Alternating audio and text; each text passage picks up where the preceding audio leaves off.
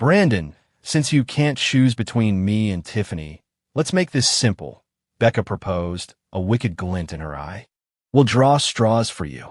Tiffany, standing beside her, nodded enthusiastically, clearly on board with the idea. We'll write the prize on one slip of paper, Becca said, shaking the folded slips in a small box. Whoever draws, it gets to be the new Mrs. Shaw. Deal. Brandon Shaw looked at the two women he'd known his entire life.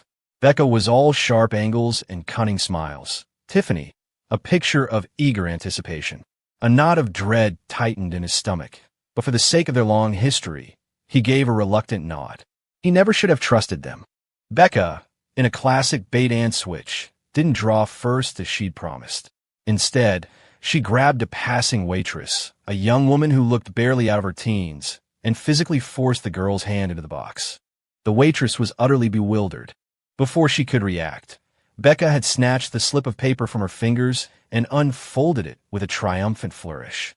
"Ah, the prize!" Becca shouted, displaying the paper for everyone to see.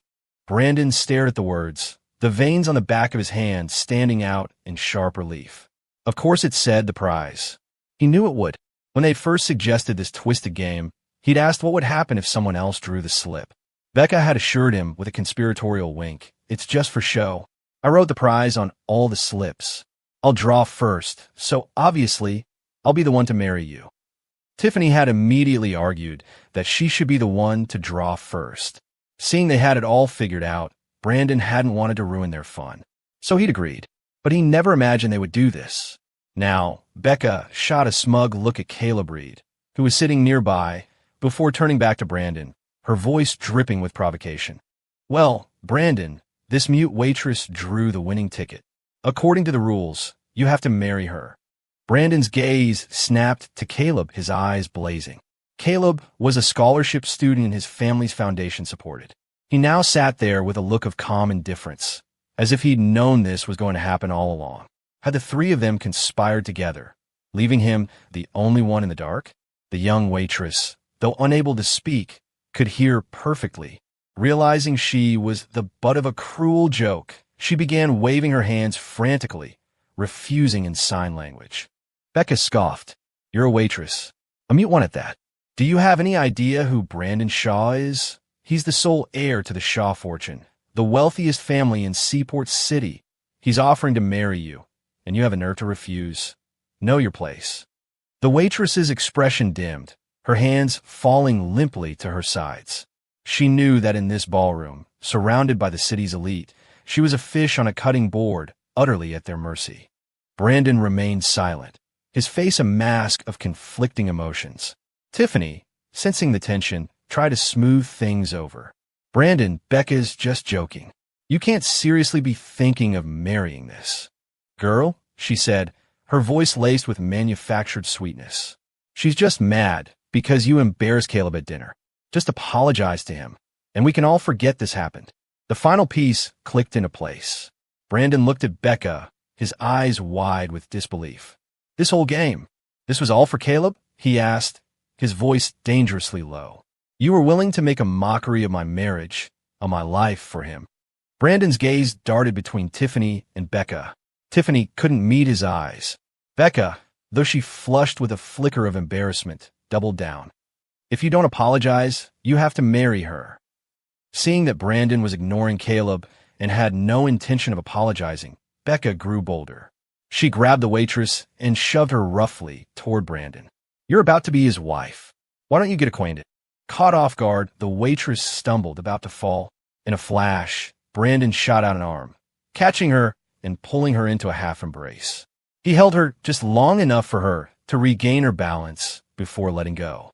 The girl, who looked to be in her early 20s, had a delicate face now etched with panic. Brandon exchanged a few brief sentences with her in American Sign Language, quickly getting her basic story. Meanwhile, Becca's mocking voice cut through the air again. "The great Brandon Shaw, marrying some low-class, mute waitress. You're going to be the laughingstock of our entire circle. You'll disgrace the Shaw name." And, before she could finish, Brandon's voice cut her off, clear and firm. "I'll marry her." As Brandon's resolute words echoed through the room, The buzz of conversation died instantly. The sneer on Becca's face froze, her eyes widening in disbelief. "What did you just say?" Brandon's gaze was unwavering. "I said, I'll follow the rules of your game. I'm going to marry her." He took the waitress's wrist, his grip firm but reassuring, a silent promise of security. Tiffany, panicked, rushed forward to try and salvage the situation. "Brandon has to be kidding. He loves me and Becca. He'd never just marry some random girl." On the couch, a complex emotion flickered in Caleb's eyes before vanishing. A small, detached smile played on his lips. "I think Brandon is just putting on a show for everyone," he mused aloud. "He's not serious. Once this all blows over, he'll just pay her off. For the Shaw family, that's nothing." Becca and Tiffany immediately seized on this explanation. Their panic subsided, replaced by an undisguised look of disgust as they looked at Brandon. "Brandon, we had a deal. Whoever drew the slip gets to marry you. Don't back out now. That wouldn't be very manly of you," Becca taunted. Their scorn was like a physical blow, and the revulsion in their eyes made it hard for Brandon to breathe. It hadn't always been like this. He remembered his childhood diagnosis of severe autism. He had been locked in his own world, shutting out everything and everyone. Doctors had warned he might never integrate into society. Then he was abducted. Becca and Tiffany, walking home from school, saw what happened. The two little girls had been unbelievably brave, confronting the kidnapper to save him. Becca's neck was bruised red from the man's grip, and Tiffany's arm was cut. "Let them go. I already called the police." It was the first time he had ever spoken, the words torn from him in a moment of pure terror for their safety. With the help of a passerby, they were saved and the kidnapper was arrested. After that day, the girls became his bridge to the world. He stopped shying away from them, forcing himself to overcome his psychological barriers. Slowly, his autism receded. They grew up together, the closest of friends. They always had his back. When someone broke his model car, they would tear the kid a new one. When they were the targets of vicious rumors, he would move heaven and earth to find the source and set the record straight. Over time, it seemed their friendship had blossomed into something more. Everyone in their social circle knew they were in love with him and assumed he would marry one of them. It was why his family never tried to set him up. But everything changed when Caleb Reed appeared. Caleb was one of the many students who had received a scholarship from the Shaw Foundation. After graduating from college, he insisted on taking Brandon to dinner to thank him.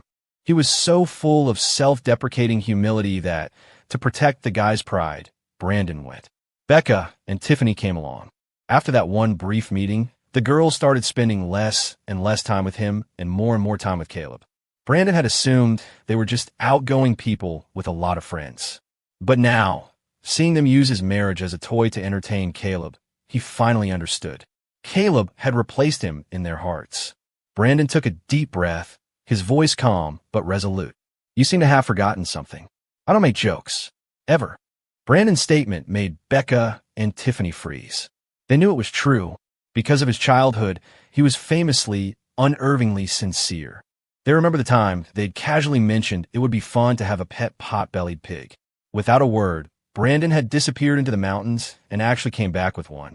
He had shown up covered in scratches, his clothes torn, but clutching the tiny piglet to his chest. The two girls had been stunned. The Shaw's estate manager had later told them, with a dramatic flair, that Brandon had cornered several wild pigs, but rejected them all, insisting he had to find a small one for them. It was then they realized that for Brandon Shaw, his word was his bond. How could they have forgotten? As Brandon instructed a member of the staff to escort the waitress to a guest room, Becca's face hardened. She shoved the waitress again. Then, she turned to Brandon, her tone icy. "Brandon, this was supposed to be a lesson. It's what you get for humiliating Caleb at dinner," Tiffany added, chiming in. "Why would you bully him? It's not his fault he comes from a poor family.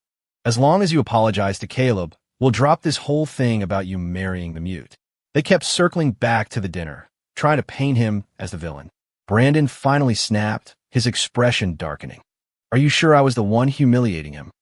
He pulled the waitress, who had been shoved back and forth like a doll, behind him. He poured her a glass of water and told her to sit and wait. Then he turned back to Becca and Tiffany, his voice a mixture of anger and exhaustion. "Do you have any idea what actually happened at that table? Under the guise of studying psychology, Caleb kept grilling me about my autism. You both know how hard that time was for me, how I clawed my way out of that darkness. His incessant questions were just a way to rip open old wounds, to tear apart the scar tissue and pour salt on it. My own doctors warned me not to dwell on the past, or I could relapse. When has psychology ever been about torturing people with their trauma? My own therapist never forced me to relive things I didn't want to talk about. All I did was tell him to stop, and that's humiliating him. He wallows in self-pity, and you two fall for it. That's your business. But your need to comfort him is based on turning me into a clown. This ends now. From this point on, we go our separate ways. Brandon let it all out, a torrent of frustration and hurt that had been building for months. Everyone in the room was silent, stunned.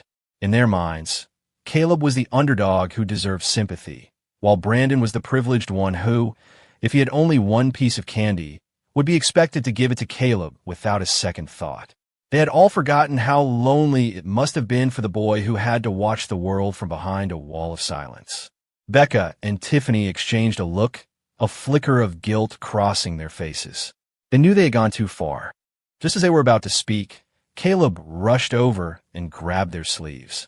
"It's all my fault," he said, his voice trembling. "I've caused a misunderstanding between you and Brandon. I'm the one to blame. I'll leave. I'll never bother you again." His fair skin and boyish face, now framed by reddened eyes, made him look like a kicked puppy. Becca's heart instantly melted. She instinctively grabbed his arm. "You're not going anywhere," she said fiercely. "We want to be your friend, and no one is going to stop us." Tiffany quickly backed her up. "This has nothing to do with you. You don't have to blame yourself. If anyone's to blame." Her gaze turned sharp and cold as she glared at the waitress. "It's this mute girl who doesn't know her place, fantasizing about marrying Brandon. Get the hell out of here." Brandon saw the waitress flinch. Tiffany's twisted logic was so absurd it was almost laughable. How had he never seen this side of them before? He had been so blind. As the waitress prepared to leave, head bowed in submission, Brandon once again took her by the wrist. He looked coldly at Becca and Tiffany. "I'm going to say this one last time. I, Brandon Shaw, never go back on my word. From now on, you will show her some respect. She is not the mute. She is your future sister-in-law." The words landed like a slap. Becca and Tiffany's faces contorted with rage, but their eyes still held nothing but contempt for Brandon's unknown fiancé. "Brandon, I'd like to see you actually go through with this," Becca sneered. With that, the two of them stormed out, dragging Caleb with them. The other guests quickly followed, and the grand birthday gala ended on a sour note. Brandon's grandfather looked at him, his eyes filled with a deep, unreadable expression. Finally, he spoke. "You made this mess, son. You'll be the one to clean it up. You've made a public declaration. Don't you dare make this family a laughingstock. If you do, I'll be the first one to break your legs." "I understand, Grandpa." After seeing his grandfather out, Brandon was left alone in the vast, empty ballroom with the waitress. She kept her head down, her slender fingers twisting together nervously. Brandon suddenly remembered something. Earlier, when Caleb had been relentlessly questioning him, everyone else had been silent, curious, or secretly pleased. Only this young waitress had stood up, gesturing frantically. Others hadn't understood, but Brandon, who had learned sign language because of his autism, knew exactly what she was saying. "Don't talk about it. It could cause a relapse." When Caleb either didn't understand or chose to ignore her, she had even tried to cover his mouth with a napkin in desperation. That was what had drawn Becca and Tiffany's attention to her in the first place, making her the pawn in their cruel game. Thinking of this, Brandon looked at the girl with a new sense of guilt. He had dragged her into this. Although he had already learned through sign language that she was single, with no fiancé or boyfriend, he still motioned for her to sit down. He was about to ask if she felt wronged by the situation, but she signed first. "It's my fault. I got you into this mess." Brandon shook his head. "No, and I meant what I said. I want to marry you." He looked at her face, as pure and delicate as a lily, with its exquisite features. He'd never given much thought to beauty before, but looking at her now, he felt a sense of peace and quiet joy. He had never known what kind of wife he wanted, but suddenly, the thought of spending the rest of his life with the girl in front of him filled him with an unexpected sense of hope.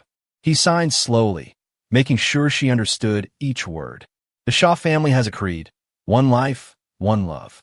Anyone who breaks it is disowned, removed from the family records, and cut off completely. I will do everything in my power to make you happy. Will you give me that chance? Their eyes met. The girl looked at Brandon's handsome, earnest face.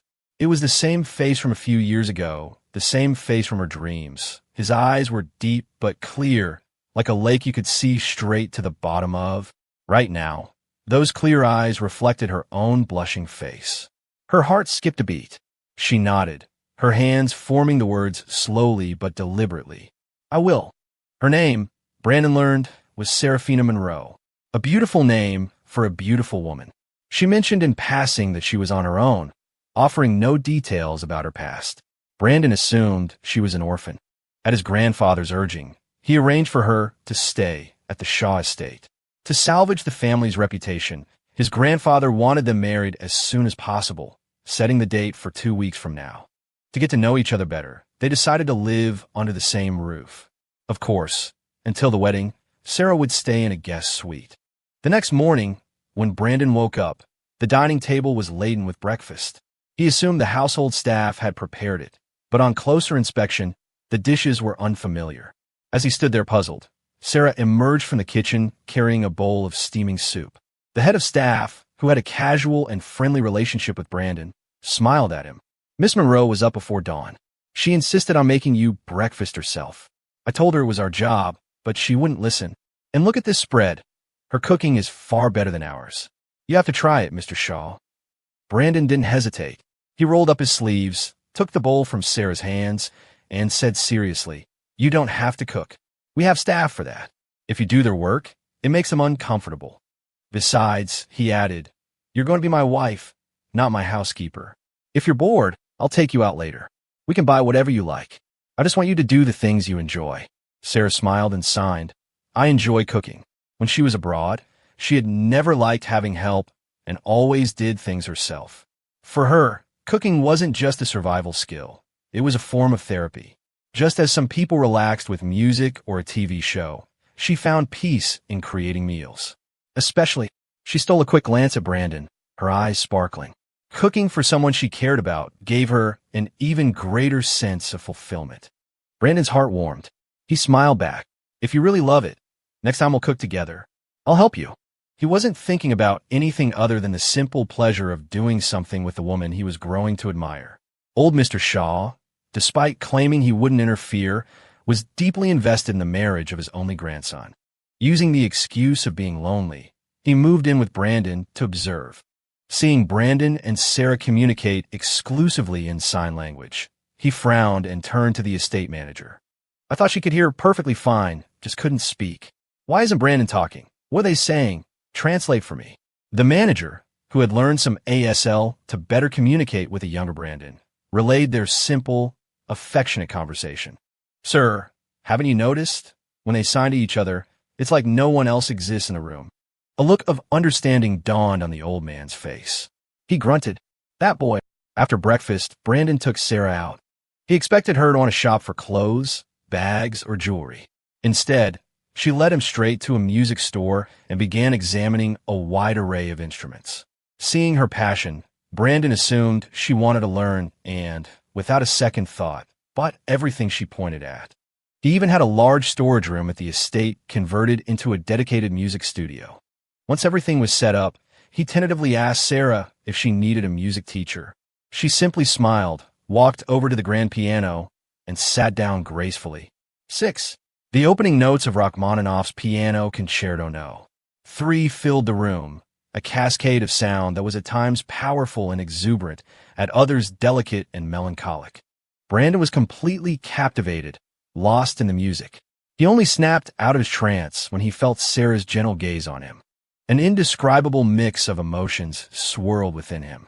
He knew the piece was famous not just for its emotional depth, but for its staggering technical difficulty. Yet, Sarah played it with a mastery that was breathtaking. Seeing his silence, Sarah thought he hadn't enjoyed it. She signed, Do you like the harp? Brandon, still reeling, asked, You play the harp too? Sarah smiled, moved to the large concert harp, and with a light touch of her fingers, drew forth a soothing, ethereal melody. The sound was so pure it felt like it could wash away the world's impurities, transporting him to a place of serene, pastoral beauty. Brandon felt more and more that Sarah was a treasure trove of hidden talents, waiting to be discovered. The rest of the afternoon turned into Sarah's private concert. She was a one-woman orchestra. Every instrument in the room seemed to come alive in her hands, producing one beautiful melody after another. The entire household staff was drawn to the music, their initial respect for Sarah turning into outright awe. When the music finally faded, Sarah looked at Brandon expectantly, like a student awaiting a professor's critique. A rare flush of unease crossed Brandon's face. He signed awkwardly. "I'm a complete amateur. I wouldn't dare comment." The estate manager, knowing Brandon's reserved nature, stepped in with a good-natured laugh. "Come on, Mr. Shaw, just say it. Did you like it?" Brandon nodded enthusiastically. "Sarah is incredible. I loved it," he said, then added with heartfelt sincerity, "Of course, even if she wasn't incredible, as long as she's Sarah, I would love it." A ripple of soft, warm laughter went through the staff. A blush crept up Sarah's cheeks, and she shyly lowered her head. Outside the door, old Mr. Shaw witnessed the entire scene, his expression growing more thoughtful. He had initially pegged Sarah as shy and insecure, but the more he observed her, the more he saw a woman who carried herself with the poise and grace of someone from a distinguished background. Her quiet dignity was far beyond that of the typical socialites he knew.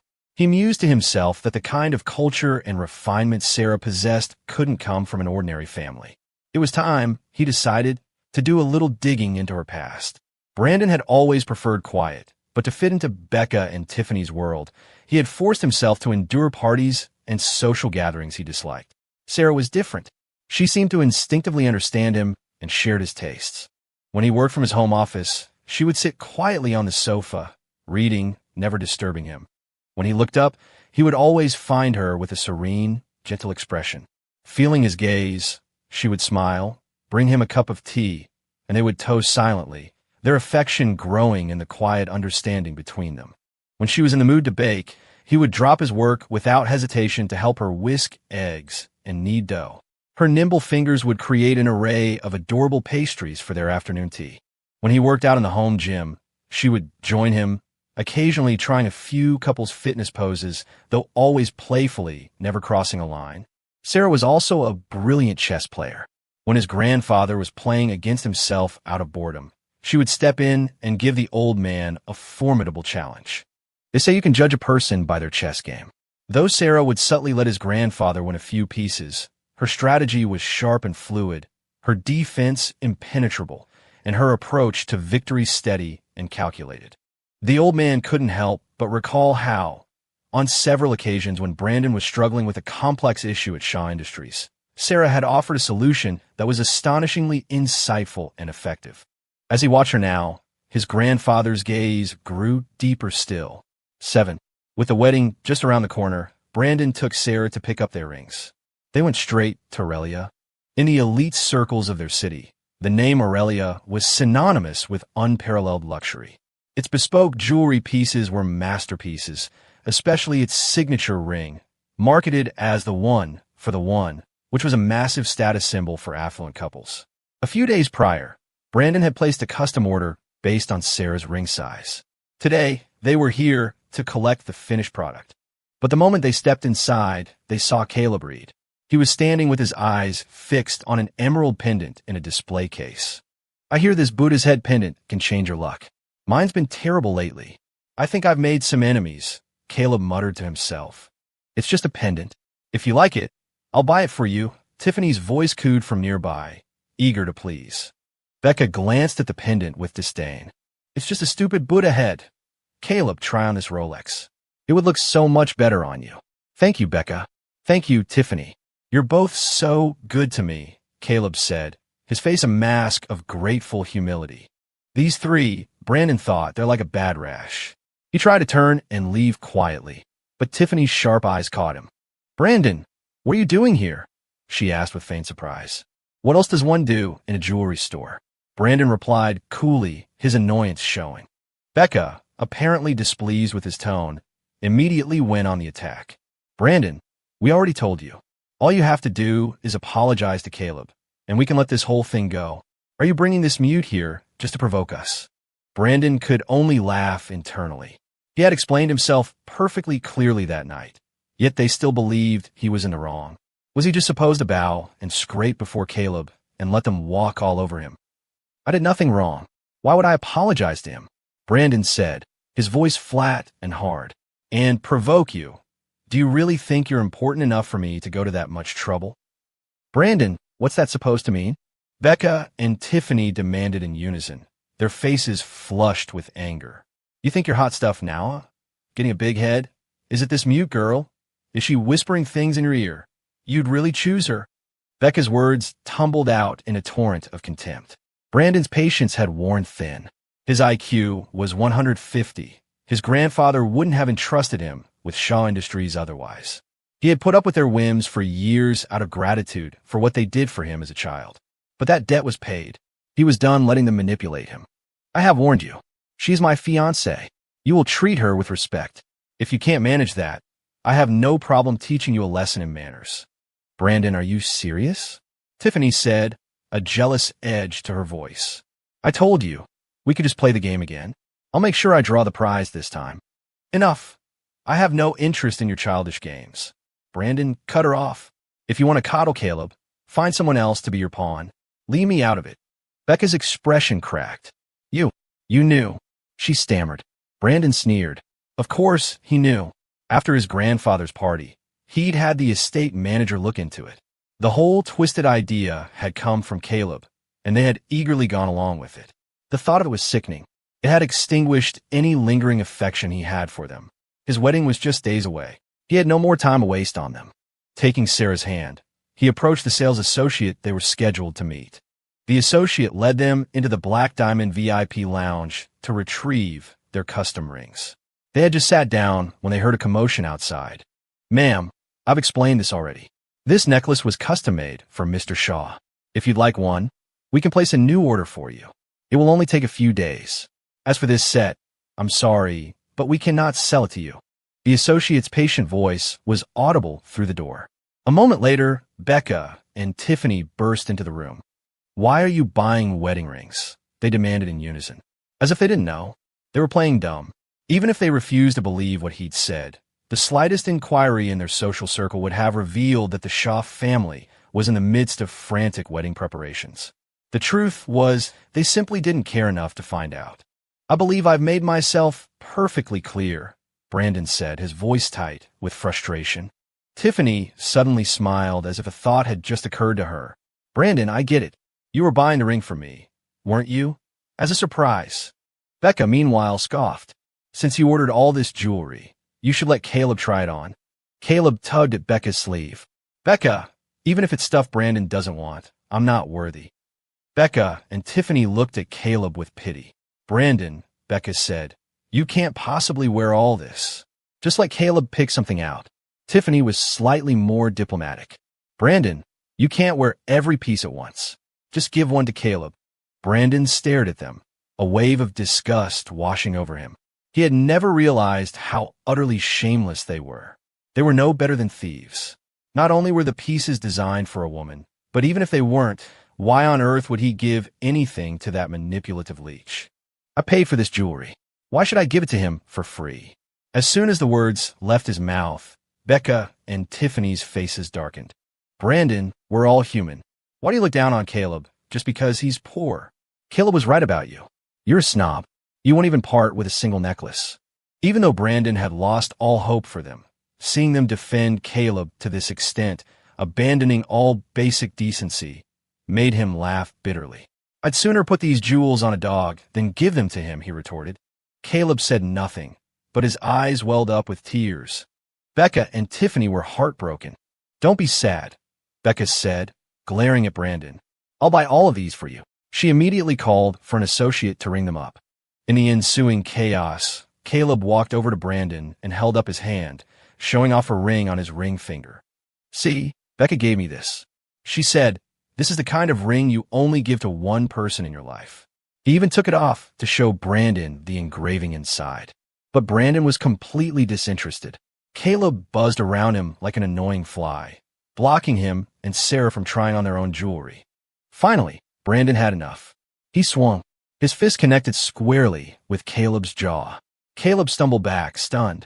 When Becca and Tiffany realized what had happened, they grabbed Brandon, demanding he apologize.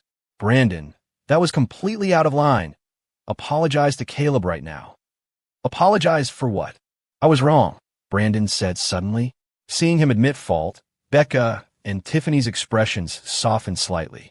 But in the next second, Brandon's tone shifted. I was wrong to have been so blind. Wrong to have ever known the two of you. Sarah, we're leaving. This place is tainted. We don't want the jewelry anymore. He took Sarah's hand and turned to go. Becca, accustomed to always getting her way, lunged forward to block their path. Brandon looked calmly at the two furious women. Whether I can leave or not isn't up to you. Becca raised her hand to slap him, but her wrist was caught in a surprisingly strong grip. It was Sarah. Her slender fingers were like steel around Becca's wrist. No matter how much Becca struggled, she couldn't break free. You're a mute, Becca shrieked, enraged. A powerless nobody. How dare you interfere? I'm going to teach you a lesson today. As Becca raised her other hand to strike Sarah, Brandon's expression turned glacial. He was about to shove her away when the store manager rushed over with security guards. After stopping Becca, the manager turned and bowed respectfully in Brandon and Sarah's direction. Our owner has given explicit instructions, the manager announced. The jewelry in this store is for sale to Mr. Shaw and Mr. Shaw only. All other customers are no longer welcome. The manager glanced at Becca and her entourage, then barked at the security team. What are you waiting for? Escort these troublemakers out of the building. He then rounded on the sales staff. And you, what you paid for? Our most valued clients are being harassed, and you do nothing. He snatched the shopping bags from Caleb's hands. Caleb was livid. You're a business. You can't just refuse to sell to me. The manager was unmoved. At Aurelia, we can, and we do. Anyone who displeases Mr. Shaw is no longer welcome here. Caleb's face turned purple with rage, but he tried to save face. As if we'd want any of your junk anyway. Becca, as a prominent socialite, understood the power and prestige of Aurelia. Her face was pale. Mr. Quinn, I'm a loyal customer. I place orders here every year. You can't just cut me off. My apologies, Miss Vance, the manager said, his tone polite but firm, as he had the three of them removed from the store. Becca persisted. Mr. Quinn, who is your owner? I don't believe I've ever offended her. Could we meet with her? Perhaps there's been a misunderstanding. The manager discreetly glanced at Sarah, who was focused entirely on Brandon, and said nothing. His expression turned to ice. You wish to meet our owner. You are not worthy. With that, he signaled for security to forcibly remove them. Once the drama was over and the unpleasantness gone, the manager turned to Sarah and reported respectfully, Miss, everything has been handled according to your instructions. Miss, Brandon looked at Sarah in astonishment. She was the owner of Aurelia, the person in charge of this entire luxury empire. Seeing his shock, Sarah quickly signed an explanation. She hadn't meant to hide it from him. She wasn't actually a waitress. She had just borrowed the uniform that day to avoid some minor trouble and had unexpectedly crossed paths with him, setting this whole series of events in motion. Brandon relaxed. It made sense. A regular person wouldn't have been able to get into his grandfather's exclusive birthday gala so easily. But if that was the case, he knew Aurelia was a century-old family business, which meant Sarah couldn't possibly be without a family. With their wedding so close, it was only proper that he visit her parents. However, a flicker of something unreadable crossed Sarah's eyes. She signed that she could make her own decisions about her marriage and that a visit to her family wasn't necessary. Her insistence told Brandon she was hiding something, but he didn't press the issue. He gently squeezed her fingers. Whatever you say. The previous incident had soured the original rings and necklace for Brandon. He decided to commission a new set. They selected new designs from a catalog, and the manager assured them with a smile, "We will have them delivered to your home as soon as they are ready." As they were about to head home, Sarah told Brandon she had to leave the Shaw estate for a while. She needed to go back to her own home to prepare for the wedding. She gave him an address. Brandon looked at it. It was in the city's most exclusive and expensive gated community, a place of sprawling estates and old money.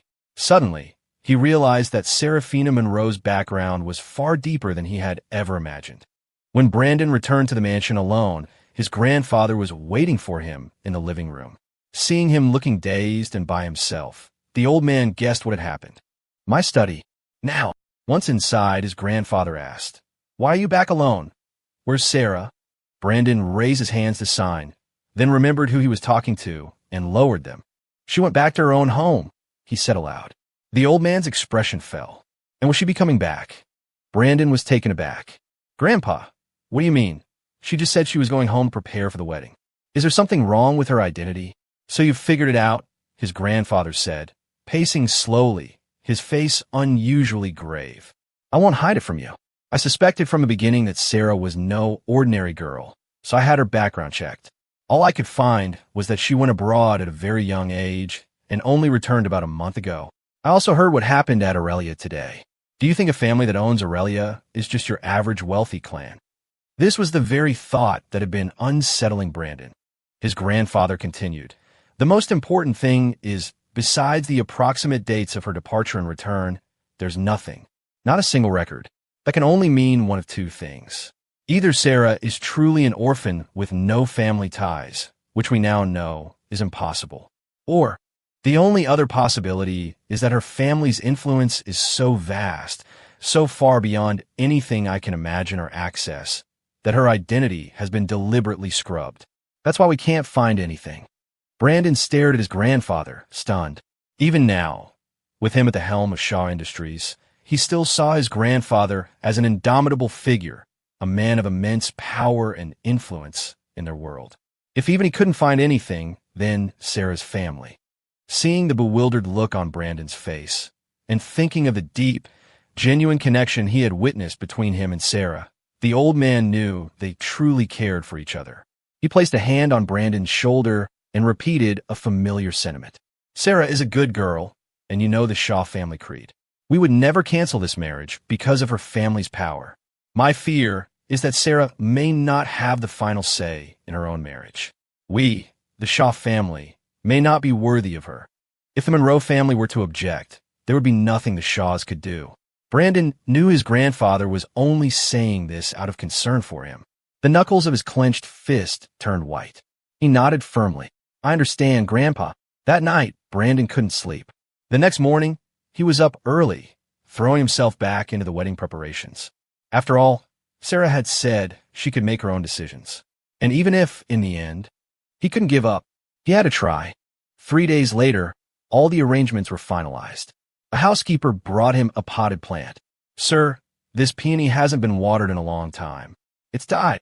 He looked at the white peony, a gift from Becca. He used to water it himself, but in the recent turmoil, he had completely forgotten about it. Perhaps their friendship, like the flower, had withered away from neglect and toxicity long ago. "Throw it out." As he spoke the words, he turned and came face to face with an enraged Becca Vance. 11. "Brandon, is that how you treat a gift from me?" Brandon frowned, his eyes taking in Becca, Caleb, and Tiffany. These three treated his home like a public park. "Someone get them out of here," he snapped at the staff. "And from now on, if you let this kind of trash wander in, you can pack your bags too." It was the harshest he had ever been with his staff, but everyone knew the words were aimed at his unwanted guests. Becca stepped forward anxiously and thrust a small box into his hands. "We came to give you these matching rings. Please don't kick us out." Brandon recoiled as if she were carrying a disease, his eyes cold. "I don't care about your rings. Give them to whoever you want. I don't want them." "Now, for the last time," he said, his voice rising, "get out." Becca and Tiffany exchanged a panicked, defiant look, about to argue further when Brandon's mother walked in, beaming. "Brandon, look who's here." Brandon turned. Behind his mother was the manager from Aurelia, and with him, a girl in a chic beige dress who looked utterly ethereal. With light makeup and her waterfall of dark hair cascading over her shoulders, she was breathtaking. Brandon felt a jolt. The girl looked familiar, but he couldn't place her. "It's Sarah, your fiancée. You don't recognize her just because she changed her clothes?" his mother teased. "To be honest, I was stunned when I first saw her too. She looks beautiful no matter what." Hearing the name, Serafina, Brandon finally allowed himself to truly look at her. The Sarah he knew was like a simple, elegant wildflower. The woman standing before him now was like a radiant pearl. They hadn't seen each other in 3 days, and an unfamiliar emotion stirred in his chest. He took a step forward, wanting to be closer to her. Sarah felt the same pull, but her eyes flickered nervously when she saw Becca and the others. She signed, "Why are they here?" "They're not important. Don't worry about them," Brandon said softly. He then turned his attention back to Sarah. "Are you here to see me?" Before Sarah could reply, the Aurelia manager spoke up. "You placed a new order for the wedding dress, rings, and other items. We have both the bride's and groom's attire ready for a final fitting." Brandon was surprised the manager also knew sign language, but then he remembered his deference to Sarah. Of course, he would learn it to better serve her. His gaze then swept over Becca's group, a cold smile touching his lips. The manager continued, his voice carrying for all to hear. "According to the original schedule, the formal proposal visit is tomorrow. We were wondering about your plans." This was partly for protocol and partly for the benefit of Becca and her friends. In reality, any visit from the Shaw family would be a mere formality. The Monroe family required no formal gifts. After all, there were only a handful of families in the world wealthier than the Monroes. Hearing this, Brandon's mother immediately pulled a lavishly bound book from her purse and handed it to Sarah. 12. "Sarah, dear, I know you said we didn't need to prepare anything formal, but some traditions are important," Brandon's mother said, opening the exquisite catalog. "I've put together a small bridal gift portfolio for you. Please, take a look, and if there's anything you feel is missing, just let me know."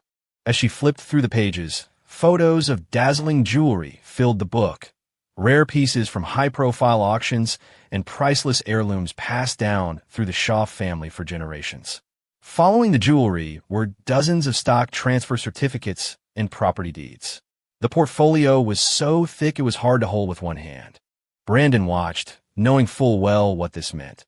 His mother was essentially giving half of the Shaw family fortune to Sarah. But he felt no objection. Sarah was about to become his wife. This was simply an introduction to what would soon be hers anyway. Sarah, recognizing the immense value of the gifts, was about to refuse when Becca lunged forward and snatched the book, her voice cracking. "Mrs. Shaw, are you giving away the entire family fortune? She's just a mute. Have you all gone insane?" Tiffany added more tactfully, "Mrs. Shaw, are you sure you want a mute daughter-in-law? The Shaws will become a national laughingstock." She then offered, "Or you could proceed with the wedding and just swap me in for her on the day of. We could just say she got cold feet." Smack! The sharp sound of a slap echoed through the room. Brandon's mother had struck Tiffany across the face. Everyone froze. "Normally, as an elder, I wouldn't lay a hand on you," Mrs. Shaw said, her voice dangerously calm. "But what you just said was utterly despicable." She snatched the portfolio back from Becca. "Let me make myself clear," she warned them. "Sarah is my daughter-in-law. She is the only daughter-in-law this family will ever recognize. Even if Sarah decided she didn't want Brandon and called off the wedding, he would remain single for the rest of his life before he ever married either of you. So, I suggest you give up now. And if I ever hear you call my daughter-in-law mute again, I will slap you every single time." She held up her hand, showing off her freshly manicured and very sharp nails. Tiffany's cheek was burning, but her skin wasn't broken. She knew Mrs. Shaw had held back. Clasping her face, she didn't dare say another word. Becca's face was crimson with rage, but she too remained silent. Caleb opened his mouth as if to mediate. "Mrs. Shaw, you shut your mouth." Mrs. Shaw snapped, her eyes filled with undisguised loathing. "Who do you think you are? We have no time for ungrateful leeches like you. Every word you speak shortens my lifespan. Security, get this trash out of my house and make sure they never set foot on this property again. I don't want them dirtying my doorstep." In her youth, Mrs. Shaw had been a formidable force among the city's matriarchs, and she had only grown more so with age. The Aurelia manager, who had clearly heard of her reputation, relaxed slightly, seeing how fiercely she protected Sarah. Mrs. Shaw had already taken Sarah's arm, treating her like a daughter, or perhaps a cherished friend. "Let me tell you, I never liked those three. You can just see the malice in them. Oh, your hands are lovely. Perfect for a manicure. Though your natural nails are so beautiful, it would be a shame to damage them. Some of my friends use press-on nails. When you have time, I'll take you. We can pick some out together. And your hair, how do you keep it so silky? Don't worry, dear, take your time. I've been studying ASL for a week now, so I can understand if you go slowly. You make your own shampoo. How fascinating. Behind them, Brandon and the manager exchange a look. The manager smiled warmly. Brandon sighed with mock resignation. I think I've just been replaced. When I was a kid and didn't speak for years, my mom refused to learn sign language for me. She just said I'd talk when I was ready. The manager knew he wasn't truly upset and just smiled. But a thought about Sarah's muteness crossed his mind. He wanted to say something, but held his tongue. That was a matter for his young miss to reveal herself when she was ready. After his mother and the manager left, Brandon and Sarah were finally alone. Remembering his grandfather's concerns, he sat down across from her and began to sign. He spoke honestly about his past with autism and the risk of relapse, and he voiced his worries about her family, afraid her parents might object to their union. Sarah, sensing his anxiety, gently took his hand, her touch firm and reassuring. Brandon's unwavering loyalty and love over the past few weeks had convinced her she had made the right choice. She signed, "My parents know about you." In fact, she had told her parents about Brandon long before he even knew her name. They approve of us. They're on a trip around the world right now, but they're on their way back. You'll meet them on our wedding day. Don't worry. Everything will go smoothly. A wave of relief washed over Brandon. He looked at Sarah with gratitude, then threw himself into the final wedding preparations with renewed vigor. The formal proposal visit the next day was, as expected, a simple and pleasant affair. 3 days later, it was their wedding day. The news of Brandon Shaw's impending marriage had been the talk of the town for weeks, dominating headlines and social media feeds. To show how much they valued Sarah, the Shaw family spared no expense, booking the city's most luxurious hotel for a celebration that was set to be the event of the year. Early that morning, Brandon personally drove to Sarah's home to pick her up. The convoy of luxury cars drew crowds of onlookers, and Brandon and Sarah tossed small favors to the cheering people, sharing their joy.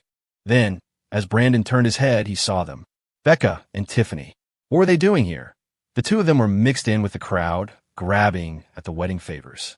When they realized the groom was Brandon, their faces turned a sickly shade of green.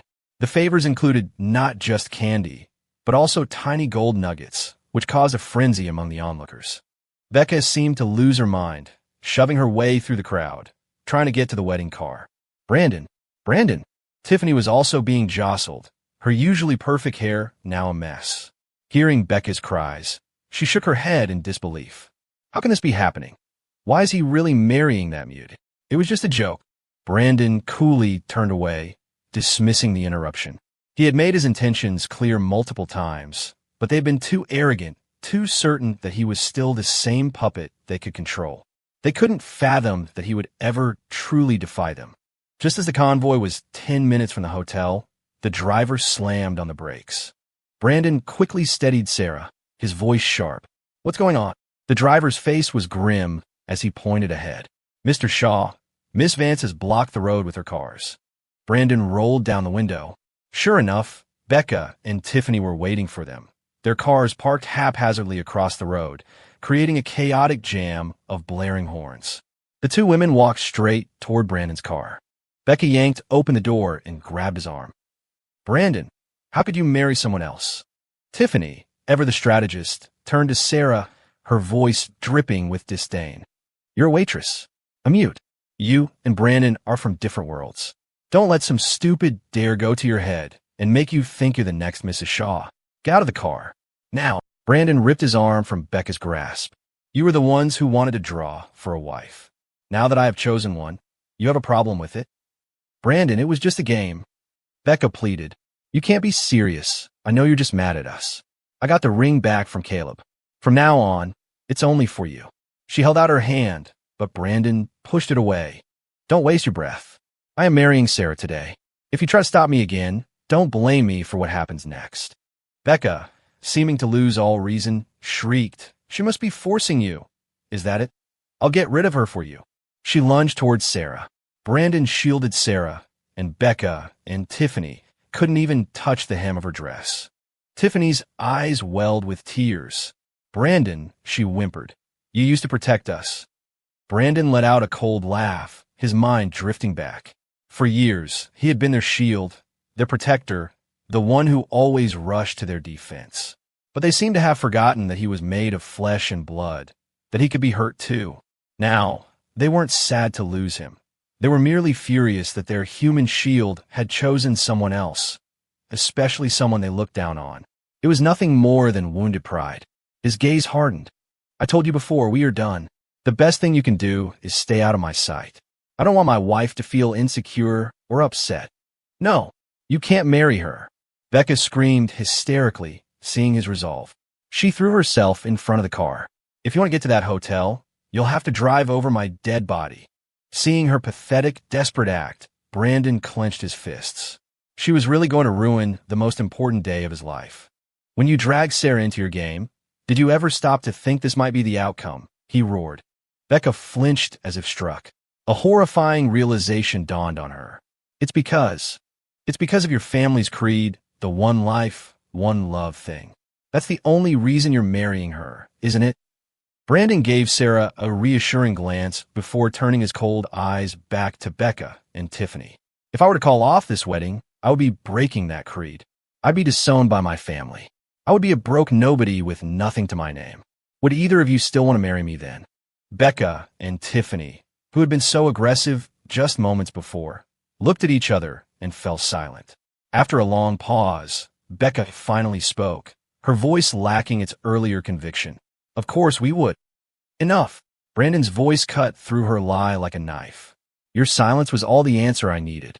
He stared at them, his eyes filled with a mixture of disappointment and fury. "You defended Caleb at every turn because you were infatuated with his pretty face and sob story. But when you imagined me in his shoes, poor and powerless, you hesitated. That proves it. You never loved me.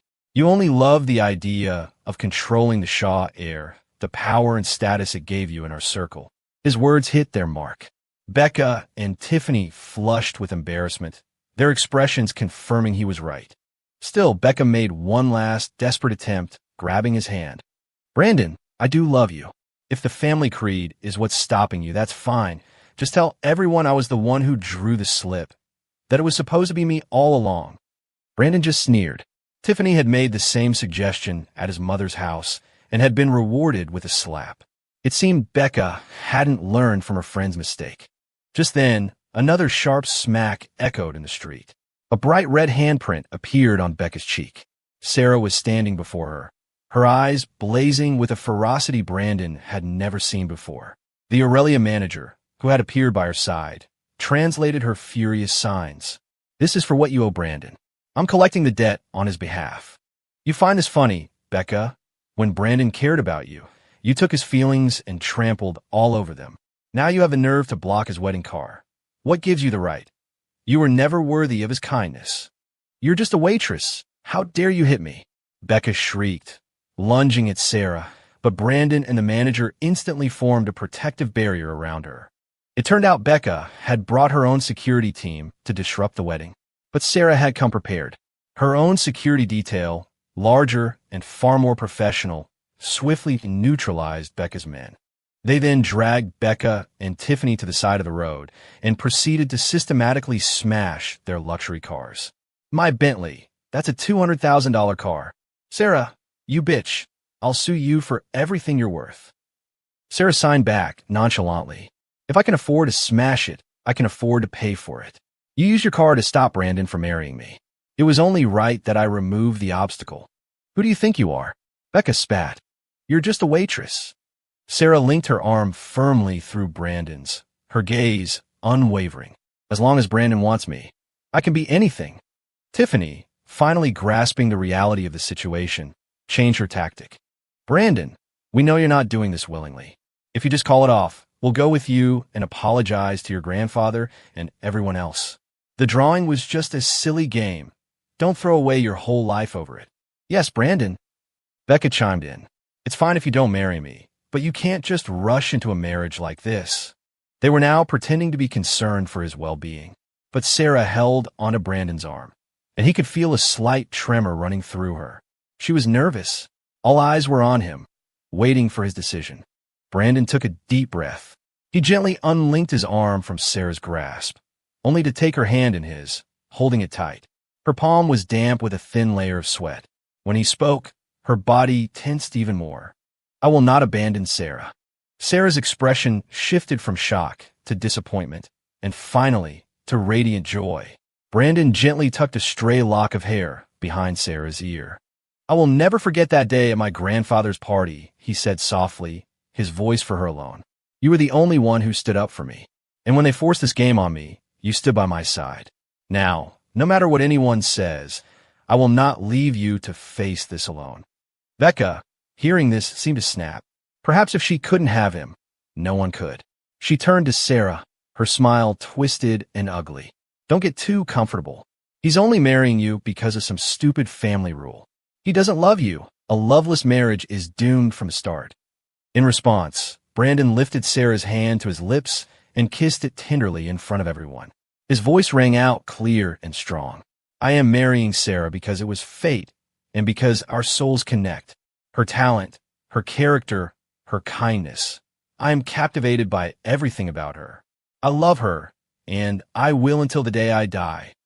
A brilliant smile lit up Sarah's face. She tightened her grip on his arm and silently mouthed the words, "Me too." Their eyes locked, filled with a deep, unspoken understanding. They turned and walked away, leaving Becca and Tiffany to collapse into hysterical sobs, their pleas for him to stay fading behind them. With the road now clear, the wedding convoy quickly reached the hotel. To Brandon's surprise, the entrance was lined with a who's who of the business world, titans of industry from across the country, all clearly there for Sarah. They not only attended but had come out to greet her personally, their expressions a mixture of respect and genuine paternal affection. When their gazes fell on Brandon, their scrutiny was appraising but not critical. Feeling Brandon tense up beside her, Sarah gently squeezed his arm, her eyes communicating a simple message. "Today, you are the groom. This is your day." Brandon took a deep breath, centered himself, and walked with Sarah down the red carpet. Along the way, snippets of conversation from the guests began to paint a picture of Sarah's true identity. She was, he learned, the sole heiress of the Monroe family, one of the four legendary, almost mythical, founding families of the nation. The Monroes were known for their immense, old-world wealth and their intensely private nature, commanding a level of respect that bordered on fear. Thinking of his own childhood kidnapping, a direct result of the Shaw family's public wealth, Brandon suddenly understood the Monroes' secrecy and Sarah's humility. He realized he wasn't marrying her for her family, but for the person she was. With that thought, his posture relaxed, and his demeanor became natural and confident. When he finally stood before Sarah's parents in the grand ballroom, his bearing was respectful and poised. They, in turn, were clearly pleased with him. They knew he was a capable and talented young man, but more importantly, he came from a family with a strong moral compass. Most of all, they knew about the deep affection their daughter had held for him for years. Seeing the gentle patience in his eyes as he communicated with Sarah in sign language, just as their manager had reported, their expressions softened with warmth. However, as Sarah's father placed her hand in Brandon's, he said, "If my daughter wasn't so dead set on marrying you, I would have put you through a few more tests, young man. You'd better take good care of her." He then turned to the assembled guests and made a formal declaration. "From this day forward, Brandon is my son-in-law. And as they say, a son-in-law is half a son. That makes Brandon a member of the Monroe family." Everyone in the room understood the weight of those words. The message was clear. An attack on Brandon Shaw was now an attack on the Monroe Empire. They immediately voiced their support, welcoming Brandon as one of their own. Brandon took a moment to smile at Sarah, whispering, "Does this mean I've officially married up?" Sarah blushed and playfully tapped his chest, then explained. She was the youngest child, doted on by her family. But because she couldn't speak as a child, her parents had taken her abroad for treatment, where they had remained for over a decade. She had only returned a month ago. Just as Brandon was about to ask why she had come back, a stream of guests approached to offer their congratulations, and he was swept up in the celebration. As the groom, he was the center of attention, but the guests were considerate, knowing he had important duties to attend to later that night. The toasts were frequent but light. By the time the reception wound down, Brandon was pleasantly buzzed but still clear-headed. Sarah's parents were the last to leave. While Sarah was catching up with her mother, her father caught Brandon's eye and gestured for him to join him. "Did you know who she was before you agreed to marry her?" Mr. Monroe asked directly. Brandon didn't lie. "My grandfather suspected she was from an extraordinary family. He was worried the Shaws wouldn't be worthy of her, so he had a background check done. But he found nothing. Still, we both knew her family was far beyond our own." He tactfully omitted the part where Sarah had repeatedly deflected his request to meet her parents. Mr. Monroe studied him for a long moment, a look of approval in his eyes. "He's an honest one," he seemed to think. "And now that you know, what are your thoughts?" Brandon seemed genuinely confused by the question. "As long as your family doesn't object, what difference does her background make to our life together?" Mr. Monroe's expression remained placid, but his gaze was so intense it felt like it could strip a man down to his soul. Brandon felt the immense pressure of a man who operated at the very pinnacle of global power. Yet, his own gaze remained steady and unflinching. After a few seconds, the pressure subsided, and Mr. Monroe's face relaxed into a warm smile. "If you ever run into a problem you can't handle, have Sarah give me a call." He could finally, with a clear conscience, entrust his daughter to Brandon's care. With that, Sarah's parents declined Brandon's offer of accommodation and departed to continue their world tour. Sarah, accustomed to their nomadic lifestyle, simply took Brandon's hand, and they went home to their bridal suite. As Brandon was helping her remove the intricate ornaments from her hair, he returned to his earlier question. "Why did you suddenly decide to come back?" And he silently wondered, with her background, she could have had anyone. Why him? Sarah took his hand and, with her finger, drew a small, smiley face on his palm. For a second, Brandon was confused, and then the memory hit him with the force of tidal wave. He remembered. Years ago, on a business trip overseas, he had seen a group of men harassing a young waitress, mocking her for being mute and plotting to take her back to their hotel. He couldn't stand by and watch. He'd picked a fight with them to create a distraction. When it was over, he looked up and saw the waitress watching him. To reassure her, he had drawn a smiley face on the fogged-up glass of a window, a simple wish for her to be happy. He never imagined that girl was Sarah, or that she would remember it for all these years. After that day, she signed, "I took on all sorts of part-time jobs, hoping I might run into you again. I didn't want to come back home until my treatment was finished, but then my parents mentioned a man named Brandon Shaw who sounded just like you. I flew back just to see. That day at the party, I was running from some trouble of my own and had put on a server's uniform.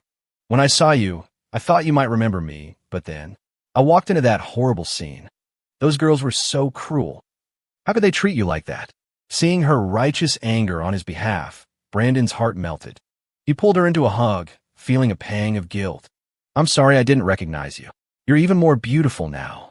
But from now on, with you here, I'll never be bullied again." Sarah nodded firmly, her eyes sincere. "I will protect you." Brandon laughed softly and kissed her on the forehead. She shyly buried her face in his chest. He thought he had startled her and began to apologize, but she gently took his face in her hands and pressed her lips to his. After a moment of surprise, Brandon returned the kiss, deepening it with all the unspoken emotion between them. On their wedding night, their souls finally met, and they discovered a connection more profound than they had ever imagined. After the wedding, Sarah didn't want to be separated from Brandon by returning abroad for her treatment. So, Brandon hired her entire medical team and flew them to the States to continue her therapy at home. She lived a quiet life, rarely attending the lavish parties and events that were a staple of their social circle. Brandon wanted to spend as much time with her as possible, also began turning down most invitations. One day, a business partner insisted they meet at the Bamboo Lounge to finalize a deal. The name sounded elegant enough, so after letting Sarah know, Brandon went. The private room was decorated in an opulent, traditional style. After they concluded their business, the partner took a call and excused himself, asking Brandon to wait. Brandon, seeing a tray of exquisite desserts, decided to stay and pick some out for Sarah. As he was looking at the menu, A figure draped in sheer silks appeared before him. He looked up to see a woman in a provocative, vaguely ancient-style costume moving toward him. Brandon frowned. Her face was hidden behind a veil. He was about to ask if she was in the wrong room when she began to perform a seductive dance. 19. For a split second, Brandon's mind went blank. Then, a spark of fury ignited. Who sent you? Was it Miller? That was his business partner. The woman didn't speak, only moved closer, her dance growing more suggestive as she let the silk veil slip from her shoulders. Just as her hand reached for him, he grabbed a heavy cushion from the sofa and hurled it at her. Even though she hadn't touched him, he immediately shrugged off his suit jacket and threw it in the trash can, his disgust palpable. The woman, stunned by his violent rejection, froze. Brandon held up his hand, flashing his wedding ring. "I'm a married man," he said, his voice laced with ice. "And even if I wasn't, I would have no interest in a woman like you. Get out, now." Hearing him say a woman like you, she thought he had mistaken her for a prostitute and quickly tore off her veil. It was Becca. "Brandon, it's me." Maybe it was because she had never truly had him that she couldn't let go. Or maybe she had never bothered to really look at him before. Since the disastrous wedding day, he had been all she could think about. Seeing him now, she was struck by how handsome he was, not in a flashy way like Caleb, but with a deep, mature charm like a fine, aged whiskey. She finally understood what had kept her and Tiffany so captivated for all those years. But now that she understood he was married, it didn't matter. After all their years together, she couldn't believe he wouldn't be tempted, especially now that she was being so direct. "Brandon," she cooed, stepping closer. "It's been so long. I've missed you." Brandon's initial shock turned to white-hot rage. "Becca, have I not made myself clear? We are done. You know I'm married, and you still pull a stunt like this? What do you take me for? Some animal who can't control himself?" The room was filled with the sweet scent of incense, but all Brandon felt was a nauseating wave of disgust. He couldn't stay a second longer. As he turned to leave, Becca, a vicious glint in her eye, lunged to embrace him. He didn't hesitate. He kicked her, sending her sprawling to the floor. "Who gave you permission to touch me?" "Becca, you are a disgusting, filthy person." He suddenly understood. Miller had known she was coming. He had helped her set this up. Brandon pulled out his phone and called his now former business partner. He informed him that their deal was off and that Shaw Industries would be severing all ties with his company. Furthermore, he would personally ensure that every company friendly with the Shaws would blacklist them as well. It was a death sentence in their industry. The man on the other end of the line began to panic and plead, but Brandon simply hung up and blocked his number. 20. Becca, lying on the floor, was stunned by his ruthlessness. After debasing herself like this, to be rejected so completely, she finally broke down, screaming, "Is it because you love her? Or is it because of her family?" She had heard whispers about Sarah's powerful background on the wedding day, which only fueled her bitter resentment. "So what if the Monroes are rich? My family can help you too. What good is she? A mute you can't even take out in public. What can a woman like that, who just sits at home all day, ever do for you?" So that was it. She thought she could win him back by appealing to his ambition. Brandon laughed, a harsh, humorless sound. "Let's be clear. Even if Sarah were the most ordinary woman in the world, she is my wife. I will be faithful to her until the day I die. Isn't that the most basic foundation of a partnership? Isn't that what separates us from animals? Just because you have no respect for commitment doesn't mean everyone is like you." Without another glance at Becca's pale, shattered face, he walked out of the room and straight into a pair of smiling eyes. Sarah was waiting for him. She had clearly been there for a while. Brandon quickly explained what had happened. Sarah listened calmly, not because she needed proof, but because they had made a promise to each other, to always communicate openly, to never let misunderstandings fester. When he finished, Sarah smiled and signed. "Becca was the one who texted me to come here. I knew she was trying to provoke me, but I trust you. I knew it would backfire on her spectacularly. So, really, I just came to watch the show." Seeing the mischievous pride on her face made her look even more enchanting. Brandon stepped forward and wrapped his arms around her. "I am so lucky to have found you," he whispered. Sarah understood what he meant. Though she lived a private life, she was keenly aware of the world Brandon moved in. She knew about the so-called friends and colleagues who couldn't stand his integrity. They were constantly trying to drag him down into their world of casual affairs and empty pleasures, and were always rebuffed. In retaliation, they spread rumors that he was arrogant, uptight, or even that he had performance issues. Brandon hated the gossip, but he never wavered. To him, loyalty wasn't a choice. It was as essential and natural as breathing. And Sarah was the one person who truly understood that. They were, at their core, the same kind of people. However, the matter didn't end there. The disgruntled ex-partner, Miller, began a vicious smear campaign, claiming that Brandon's clean-cut image was a sham and that he had canceled their deal in a fit of rage after Miller had refused to procure him a prostitute. The story, with its dramatic reversal, caught fire online. Just as the rumors were reaching a fever pitch, a video surfaced. It was security footage from the private room at the Bamboo Lounge, showing Brandon unequivocally rejecting an advance. The Bamboo Lounge immediately issued a statement confirming the video's authenticity and stating that the woman had been brought by Miller. At the same time, Brandon's true friends and business partners came out in droves to defend him, citing countless examples of his unwavering integrity. The narrative flipped completely. The speech he had given Becca in the video went viral. He became an overnight symbol of loyalty and respect in relationships. Whenever someone tried to excuse infidelity with "boys will be boys," someone else would inevitably quote Brandon Shaw. And just like that, Brandon became known as the national husband, the gold standard of marital devotion. 21. Brandon knew, without a word being said, that it was Sarah who had orchestrated the swift and decisive counterattack. She was always there, silently clearing the path for him, which made him cherish her all the more. One day, he took her to a high-end furniture gallery owned by Aurelia to pick out some new pieces for their home. The moment they walked in, the manager rushed to greet them. "Miss Monroe, whatever you like, I'll have it sent to your home immediately." Before Brandon could reply on her behalf, a desperate cry echoed from another part of the store. "You can't do this to me. I have the money. I'll pay you back." Brandon turned to see Caleb Reed surrounded by several large, intimidating men. The manager sighed. "That man is a deadbeat. He used to come in with wealthy women, buy things, and then return them. We didn't look too closely at the returns, but then we discovered he was swapping them out for fakes. When we sent someone to collect the debt, he refused to pay." Brandon started to steer Sarah away, but Caleb's sharp eyes spotted him.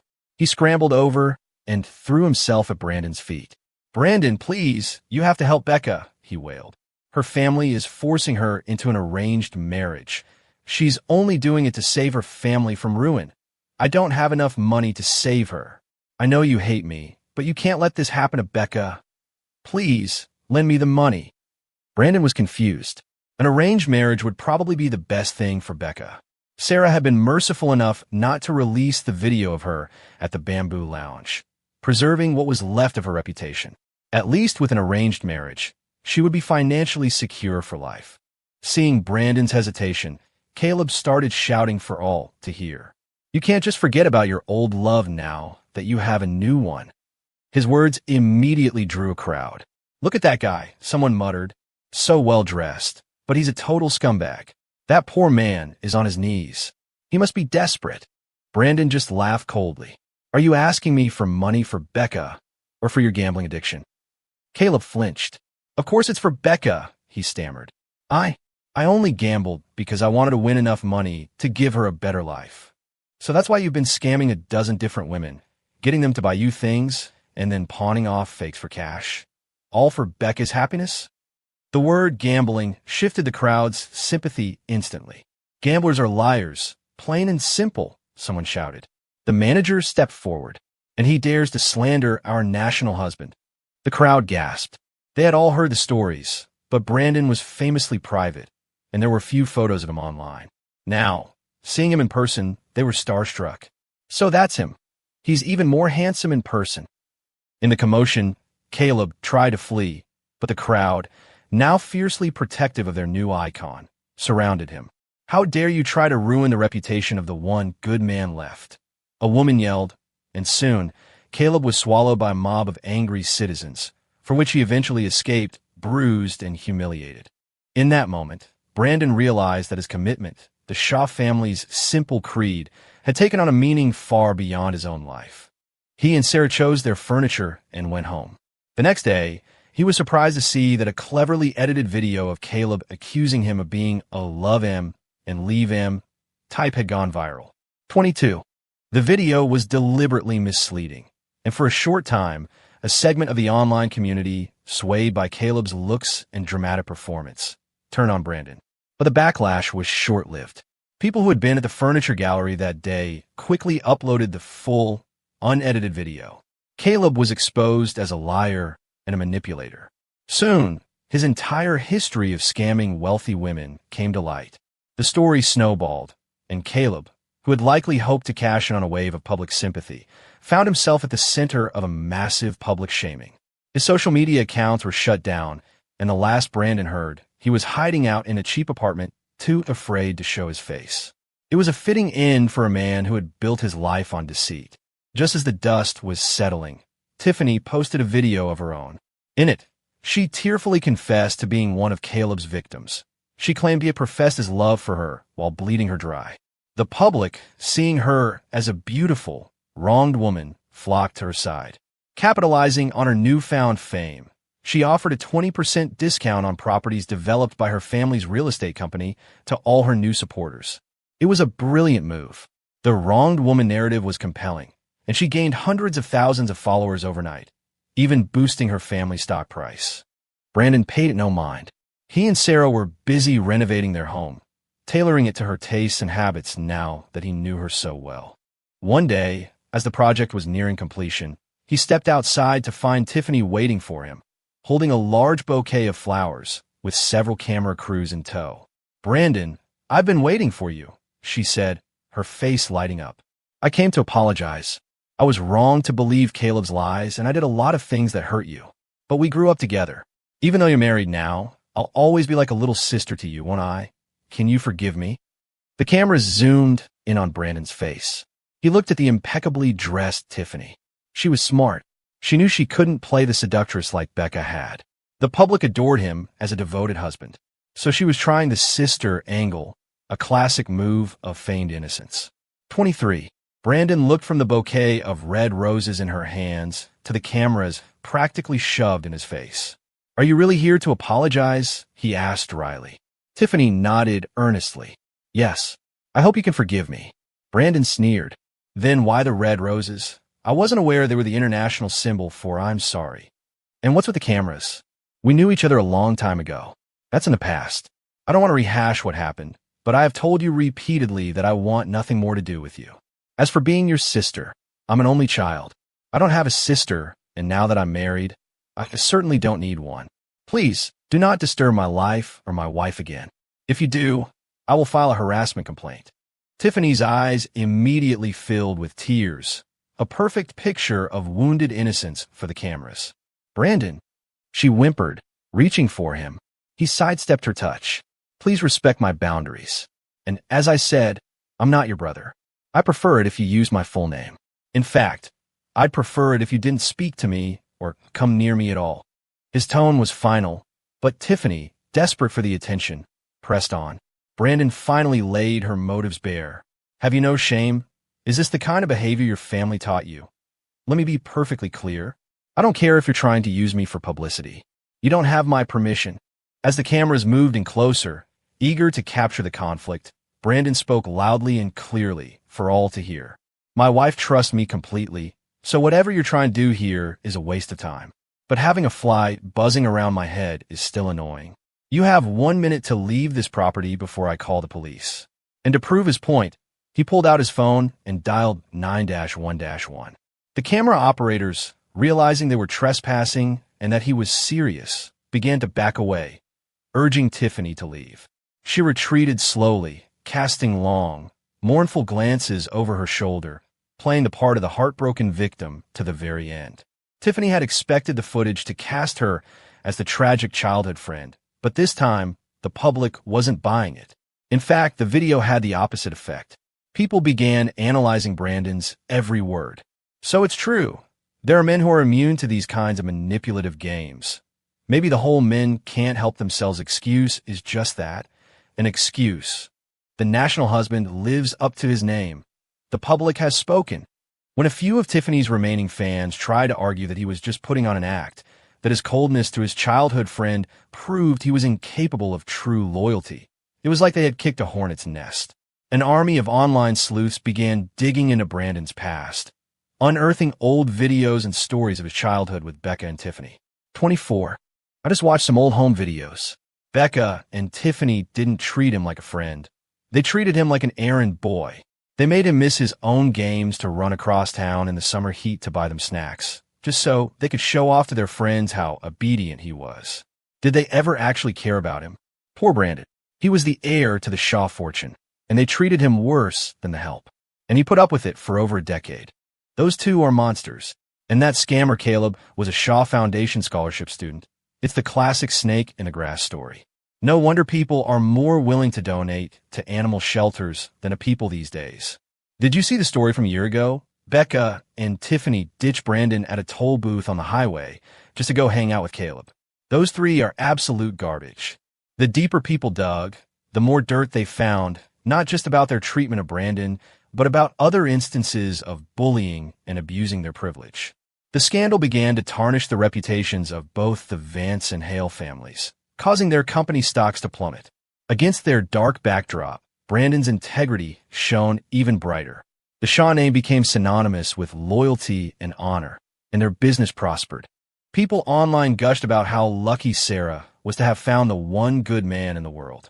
But Brandon, in a rare public statement, responded by saying, "There are many Brandons in the world, but there is only one Serafina."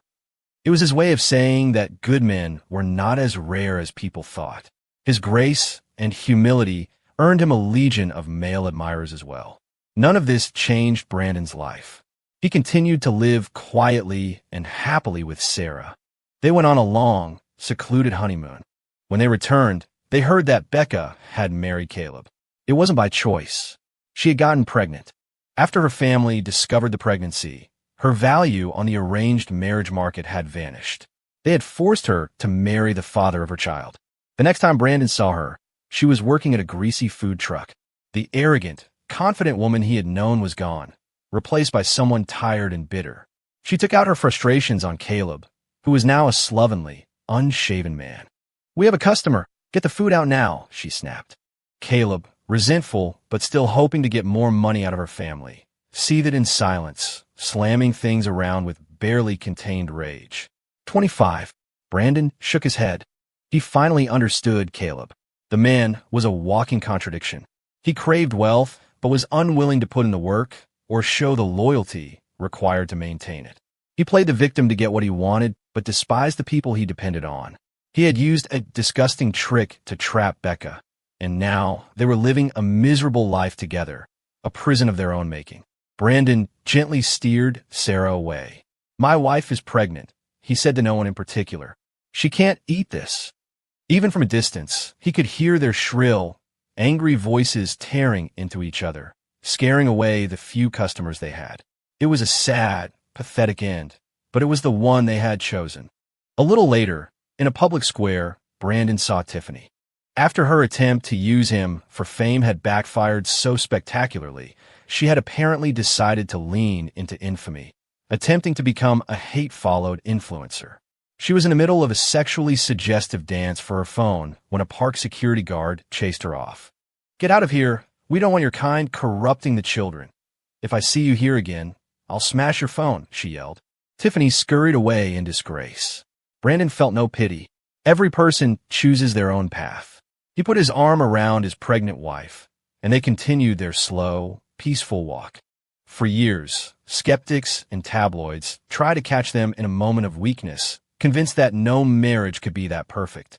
But 10 years passed, then 20. They celebrated their silver anniversary, then their golden, then their diamond. The so-called 7-year itch never came. Their love only deepened. Even after years of therapy finally allowed Sarah to speak, Brandon still preferred to communicate with her in sign language. It had become their private language, a world where only the two of them existed. One day, as they were preparing to go out, an elderly Brandon was helping a silver-haired Sarah choose a piece of jewelry. She gently pushed away a sapphire necklace he had picked out. Blue is for young girls, she signed, a playful smile on her wrinkled face. My beauty has faded. Brandon touched her cheek, his eyes filled with the same love as the day they first met. My love, he signed back. On you, even the world's most priceless gems look like fakes. Because you have always been, and will always be, the only masterpiece.